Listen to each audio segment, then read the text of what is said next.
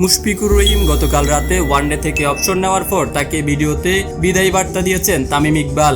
জাতীয় দলের 16 বছর সতীর্থ হিসেবে খেলেছেন দুজন। মুশফিককে ধন্যবাদ জানিয়ে তামিম বলেন, অনেকের কাছেই তিনি রোল মডেল হয়ে থাকবেন। ভিডিও বার্তার শুরুতে তামিম বলেন, সাধারণত কেউ যদি কোনো সংস্করণ থেকে অবসর নেয় সবাই স্ট্যাটাস দেয়, তাদের অনুভূতিটা বোঝায়, কিন্তু তার সঙ্গে আমার 20-25 বছরের অভিযাত্রা, একটা স্ট্যাটাসে আমি আসলে বুঝাতে পারতাম না তার প্রতি আমার অনুভূতি কেমন। মুশফিককে আমি এতটুকুই বলতে চাই যে দোস্ত, তোর সঙ্গে আমার খেলার শুরু অনূর্ধ্ব 15 থেকে, এবং আমি তোকে দাফে দাফে বেড়ে উঠতে দেখেছি। তোকে দেখেছি যে সাধারণ ব্যাটসম্যান থেকে বাংলাদেশের অন্যতম সেরা ব্যাটসম্যান হতে। অনেকেরই তার কঠোর পরিশ্রমটা দেখার সুযোগ হয়নি।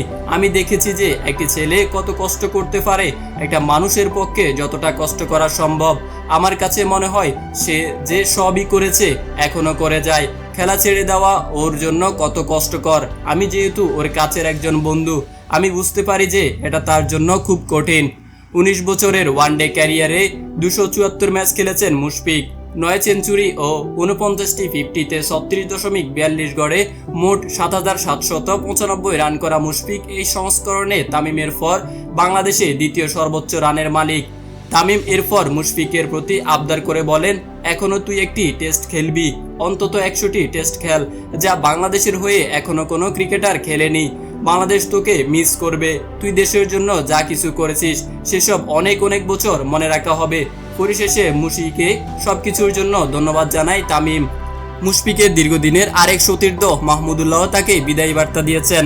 গতকাল গভীর রাতে মাহমুদুল্লাহর ভেরিফাইড ফেসবুক পেজে পোস্ট করা হয়, প্রিয় মুশফিক, অসাধারণ ওয়ানডে ক্যারিয়ারের জন্য অভিনন্দন।